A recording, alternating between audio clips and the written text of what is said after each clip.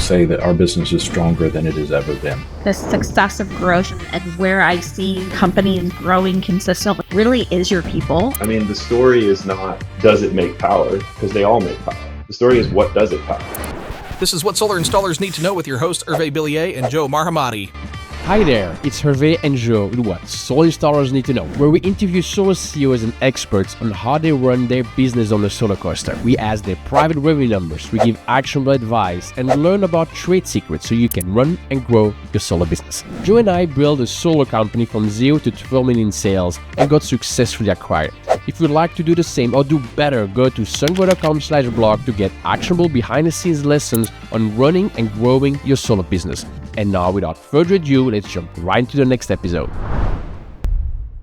Hey Chris, welcome to our podcast, What Solar Installers Need to Know, where we learn from other solar installers about what works and what doesn't. We help you run your solar business, innovate, and discuss the future of solar. Chris, welcome to the podcast. Thank you. I'm happy to be here. Chris, we know each other for many years, but not everybody in America knows you yet. So why don't I tell them a little bit about what you've done in your entire career, starting in the year 2000. In the early 2000, you worked at Caterpillar, where you started in marketing and then became the regional sales manager. And then you progressed to working more with your Sigma Black Belt certification, where you worked on pricing and business planning, right? Exactly. Lots of lessons learned there that's a whole nother podcast. Well, we'll try to keep it in 30 minutes for people because they have busy lives. But then you also were the CEO of PSG Energy, now called Aries Clean Energy, dealing with gasification and sustainable waste disposal. But then more in the solar industry, you are the CEO of Lightwave Solar.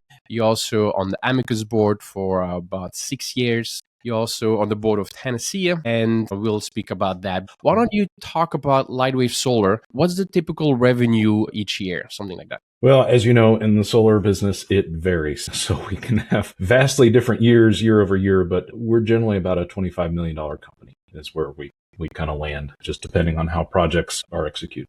Okay.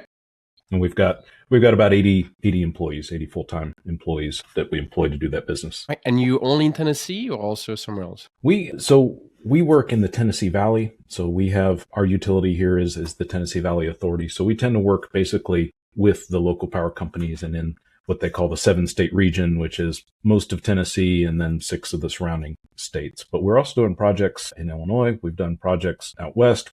We tended to focus not really on geographies, but more with customers. So sometimes we'll have a customer that wants a project somewhere else. So we're kind of flexible in how we try to meet their needs on that. All right.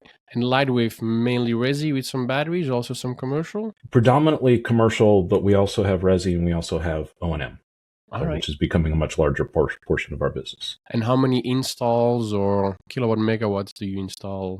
Again, that varies. And I think we'll get into it when we talk about the business and how it's split up, but we don't have net metering in our predominant region here where we live. So everything we do on the residential side has storage incorporated with it. So the projects look very different than what a traditional, hey, how many panels are you installing type project is. We're doing all these microgrids. And then on the commercial side, it just varies. So, I think in general, about 75% of our business is commercial and then 25 would be resi. Has that changed over the years, that you were mainly doing resi and then more and more commercial? Did that shift or? Yeah, I think the progression for many installers is to start with residential just because the projects are smaller. It's easy to go up the food chain there as you get into the bigger projects. But, we've been around since 2006, and that's what there was to install in 2006 when everything was really expensive and, finding those first early adopters were mostly residential. There were some commercial projects back then as well, but we focused on, again, segmenting through the customer groups and diversifying the business. I feel like at the beginning you had to find like a rich hippie. It was willing victims, rich hippies, all the above at the beginning because there was just a lot that wasn't known. And, especially in our region here is not necessarily where people think is, oh, that's where solar started or anything like that. So the fact that we were doing solar back in 2006 in this region was very unique, and we're one of the first companies really getting it started over here. So we've kind of lived through a lot of the trials and tribulations that many of the other solar companies have or are going through. Yeah, I remember in the 9-ish, I started a solar company in Alabama in the south. And I had to explain to the utility, like, hey, you need to provide me a net metering application and interconnection application, all that. Like, it was new to them. They were not used to that. It was hard business. A few more questions about how many crews do you have, and are the crews in-house or do you outsource that? So we, for our commercial business and commercial, small utility, industrial, that is basically project managed. So we sub out majority of the work over 300 kW, 300 to 400 kW. We'll use subcontractors to do our design, our procurement, and we manage it, but outside labor to do that.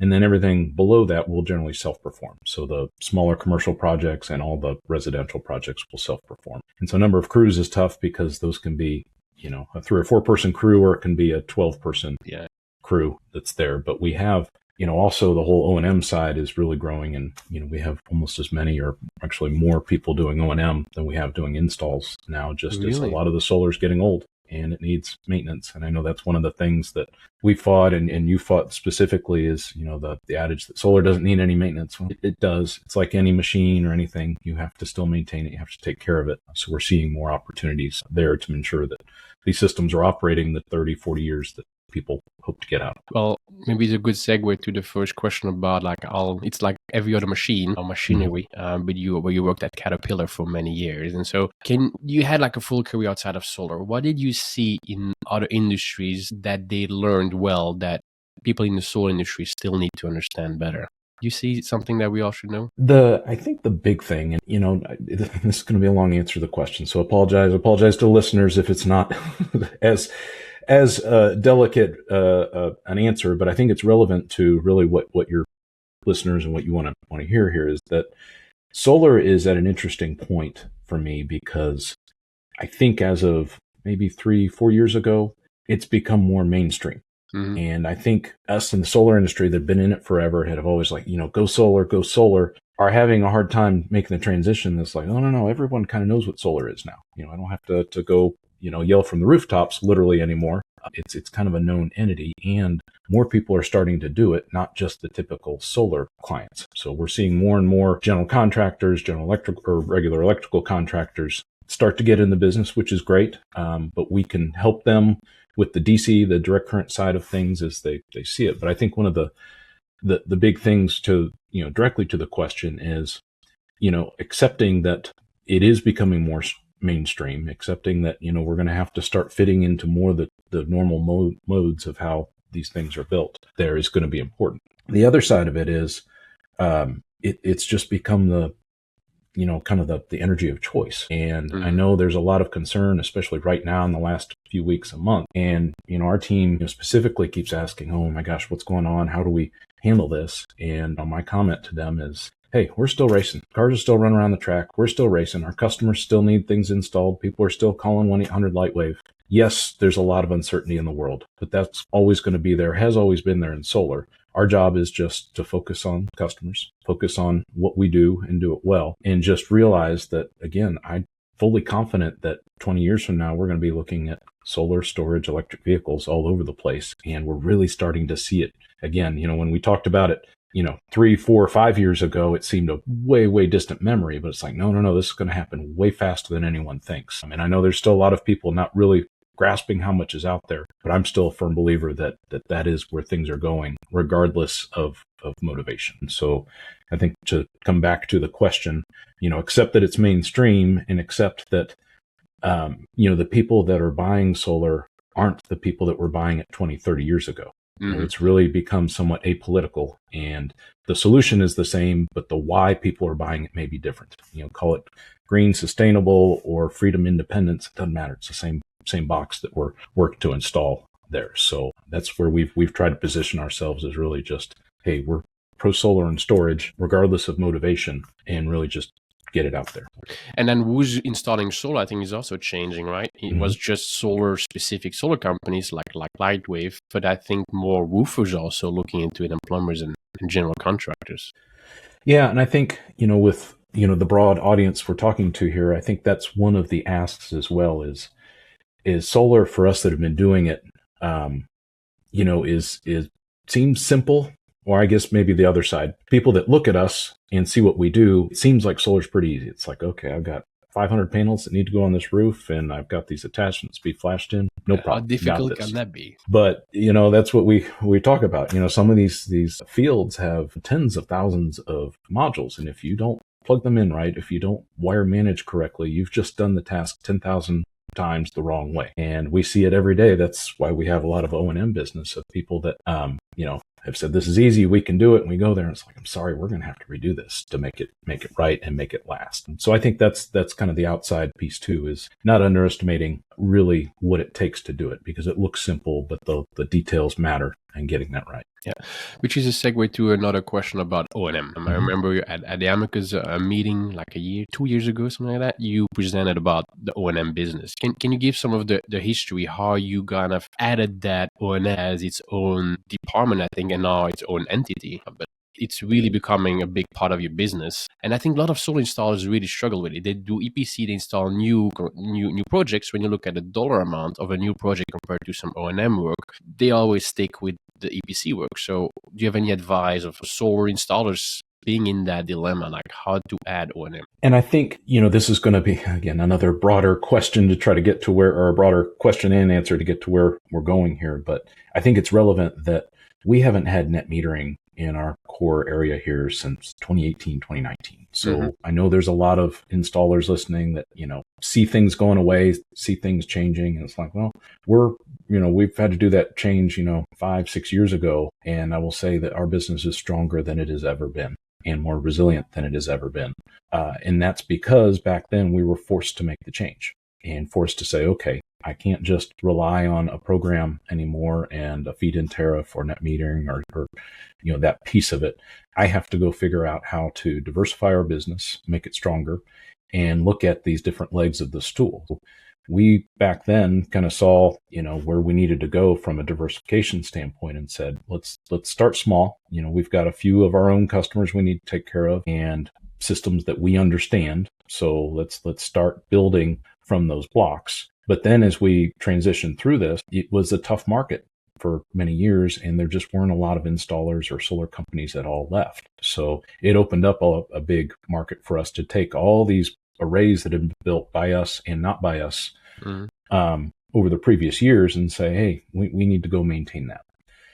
So we kind of organically built with, the systems we knew, the people we knew, and then branched out to look at other systems, other technologies, things of that nature, and also then added the battery side of it as well, is its own animal. And I think as we, again, look at it from the solar perspective, a regular, 10 kW solar way on the roof, we can knock that out in half a day max, get it interconnected, go to the next one.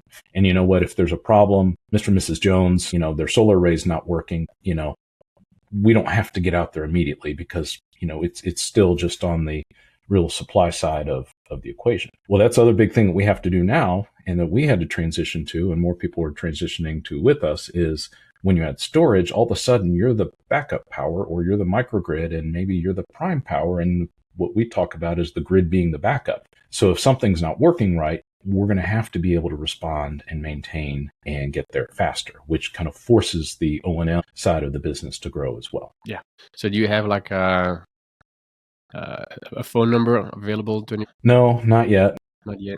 But we have a number of customers and clients that have my phone number and, the key team's phone numbers that, we can respond fairly quickly to those. But I think from that perspective and, taking everything I just said, we also try to design redundancy into our systems. So, we have the ability to say, what, we need to service the system. So we generally install bypass switches. So we can bypass the whole system, put the customer directly on utility, do whatever we need to on the system, and then flip them back over when we're done. So things like that in the design side, I think are important to understanding how we want to mitigate those calls later and have happy customers. Oh, no, that's a good one. That's a piece of gold there, little nugget. Well, yeah. Well, it's the ones that don't have those switches that we wish did. It's just like, because stuff happens. Again, we can do our best to install it, but equipment breaks. Squirrels get into panels despite the best critter guards, and it's just a reality of having really complicated little microgrids on people's houses. So yeah, I remember in the last 2 years that I had Ipsen, I was the last one on the phone list in case of trouble, and so the Thanksgivings, everybody was on holiday, and so I was the primary one. And in the last 2 years before I sold Ipsen, like my last two Thanksgiving, I was on the phone with customers. Like it had to be Thanksgiving, of course, and they were in the dark, so I had to take action. Well, that's what I that is the adage of when we design it for Thanksgiving, because that's when everyone's there, every oven is running, the doors are open, kids are running inside and out, so the system is getting hit the hardest there. So let's design it so we don't get that call. But that is the design consideration. Yeah, absolutely. We spoke about net metering briefly and how it's not available anymore for many years in Tennessee. But to those CEOs that are running solar companies who just recently lost net metering, or there are several states where it is on the chopping block, what advice you have to give them about losing net metering? Diversify now. And it's really, really easy to, hey, we're going to fight for, this net metering. But I think at the end of the day, if you throw out the line 5 years or 10 years, it goes away, right? It just isn't there anymore. So the sooner that you start transitioning to other lines of business, like storage, like O&M, the sooner you can build that so you aren't reliant on that. And I've had this conversation a couple times in the past year. And right now, with all the technology and all the products that are on the market, it is so much easier to do solar and storage now than it was 5-6 years ago. We were really, really limited 5 or 6 years ago in how we did it. Now it's like, okay, everyone's got a storage solution, and it's more parsing through which ones are ones that are going to make things work. So there's that piece of it. But then there's also, I think, the bigger play too in thought process that I would share, that people make non-economic decisions every day. If every decision was just an economic decision, we would have a city full of pole barns. That's the cheapest, fastest way to build a building there. But people don't, because they want brick, they want dormers, they want all these gables and windows, things like that. Same thing with solar and storage. People want it for different reasons. It's not just the economics that are there. Especially when you're selling storage, you're selling something completely different there to customers. So really, I think, latch on to what are the key drivers that your customers want there and listen to that, but don't force them into the box that we've always been in there, that is the traditional box. Maybe a common thread across this conversation is just adapt. Don't stay with what happened before, the way you did business before. Target new audiences, not just the rich hippie, I call it, or people. So just adapt to the market, adapt to new legislation.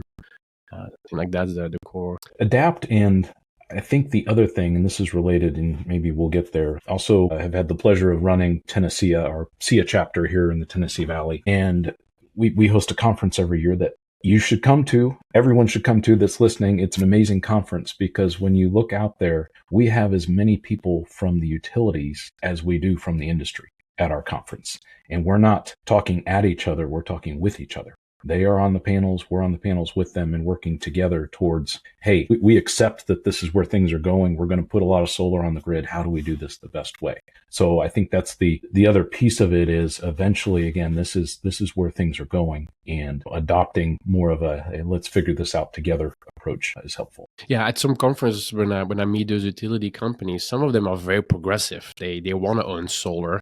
Mm-hmm. And then others are scared, I guess, don't want to adapt and change as much as others. But yeah, even utilities, you have a broad spectrum of utilities. It's not one monolithical.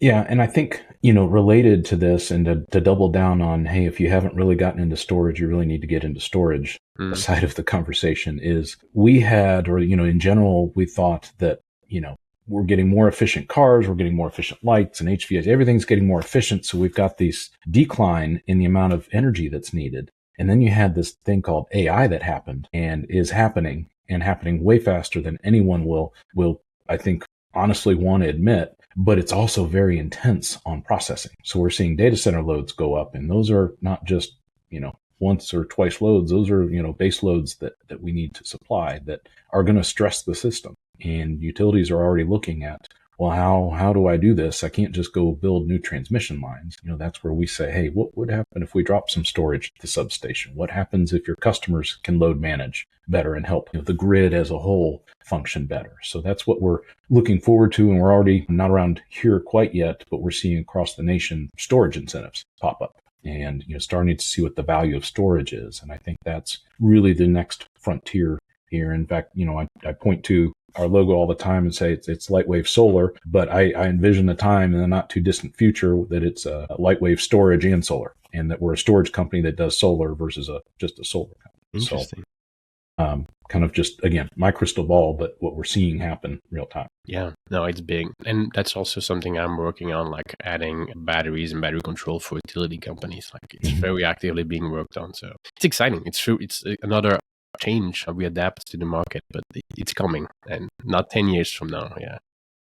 No, and that's what it's not 5 years. I keep saying it's less than 5 years. Yeah. Now you're running a business, Lightwave. You're also on the board of Amicus. You're also part of Tennessee. And how do you combine all of this? How do you have a secret for your time management? How do you keep all those activities organized? Well, I have conveniently not shown my desk here, but the Post-it notes runneth over. And, I think that's the struggle is there's a certain amount you can, and then a certain amount you can't. And as much as I would love to be on top of everything, the reality is I can't. And it's like every CEO will tell you, it's about your people, and it's about attracting, retaining, and empowering the right people on the team to do it. So how do you do that? How do you retain that talent? It's difficult, but I think, I think if I look at how we treat our customers and our method for that, it's the same with our people. And I talk about our customers a lot and say that it would be really, really easy to turn our back on, projects or clients where we're losing money or whatever. But the power in taking care of those people and doing the right thing, even though maybe we've made mistakes, and we have made mistakes as everyone does, but we make them right and we stand behind it, has been good. And I think when, our customers see that, they recommend us to other customers. And I think when our employees see that, they say, hey, that's something I'm proud to be part of that. It's something that I want to be part of a company that wants to do it, but do it the right way. And we, like everyone, have struggled to keep people at times, but it's been interesting because we also, I think, embrace change for people that, maybe Lightwave isn't, the career that everyone wants. We can get a good 5-6 years out of people, and then there's something else for them, and that's great. And I think that's a big change in my thought process too, was it's really easy to get mad and upset at first when people are saying they're leaving. But then I look at my own career, as you highlighted earlier, it's like, wow, it's all those experiences that I draw on every day and all the mistakes that I've made over time that I hope to not repeat, that other people need to have too. So it's been, a piece of celebrating people's change too, and saying, hey, that's great opportunity. I'm all behind it. And that way we get a good transition. We get somebody that just doesn't drop everything on our laps and leave, so we can transition. But what's really interesting is we also have people that have done that and come back, and they bring back to us not only everything they learned here, but it's outside perspective back to the team, which is awesome. It's great. So, it's I think creating opportunities, but it's also understanding that those opportunities aren't always within the walls that we have here, but celebrating the employee and what they can do and what they want to do for their. And maybe having boomerangs, people that. Yeah, that's great, right? I mean, it's the perfect mix. Yeah. Another piece about like human resource, I think, is burnout. I think small business CEOs in any industry, but solar in particular, people burn out. And once it's happening, once you're in it, it's already it's difficult to get out. So do you have any advice for solar CEOs now that have a lot of pressure on multiple sides? Because at some point, solar CEOs, we want to do right to our employees, make sure the price that we sell solar at is as high as possible so we can afford all the benefits and giving people raises. But at the same time, the price needs to be low for a lot of people to buy solar. How do you find that combination that a lot of solar CEOs put pressure on their shoulders, and how do you avoid burning out? Do you have any advice? Yeah, and this is, if I look back at where I'm at, and whether it's successful or not, only time will tell. There are a lot of, I think, mistakes that I have made and we have made, but you learn through those and you try to adapt and you try to fail fast and do all those things everyone reads about. But when I look at other companies and I look at my peers. I also look at the fact that I wasn't the founder. I was the second person to come in and run Lightwave. And I look at it very differently than a traditional founder. And, I tell people all the time that I'm not that person. I'm not a founder. I'm not someone that's going to just, I think this is good. Here's my pencil and my paper. Let's start from scratch and go do it. It's not how I'm built, but I am kind of that second person that comes in and takes what has been founded and tries to optimize, diversify, and kind of take it to the second phase. So I think to the point I'm trying to get to is what I see so many times with founders is the inability to let go. That it is the company is a child, and I can't let it go. And even though I know maybe I need to let it go or I need to let go of more, that there's just a feeling or a guilt or just the slog of this is what I've always done that makes it difficult to let go of things. So being the second person come in, it's a little bit easier for me because I'm a little more pragmatic and less emotional about some of the decisions that are there.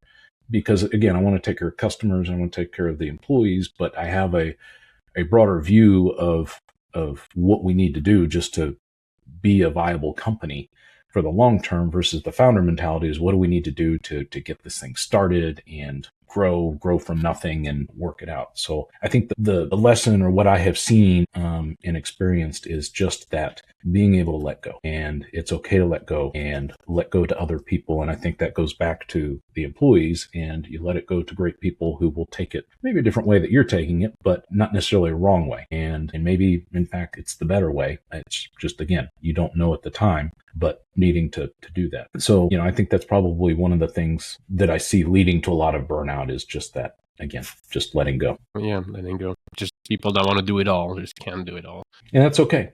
It's we can only do it for so long. At some point, you're not going to be doing these podcasts. Now, maybe that point is 50 years from now, but at some point there's going to be a change. So let's go ahead and start embracing what that looks like now so we can start building the blocks for kind of the next generation to take it over. Chris, CEO Lightwave, I thank you very much for this conversation, and hopefully you'll come back on the podcast and we continue the conversation. Would love to. Appreciate the opportunity and best of luck. And can also thank you for being on the Amicus board. I can tell you that as CEO of Ipsen Solar, former Ipsen Solar would not have been where we were without Amicus. So I want to thank you for all the hard work there. Just fantastic. No, appreciate it. And it has definitely been a key part of us and how we've been able to succeed. Thank you. Thank you. Have a great day.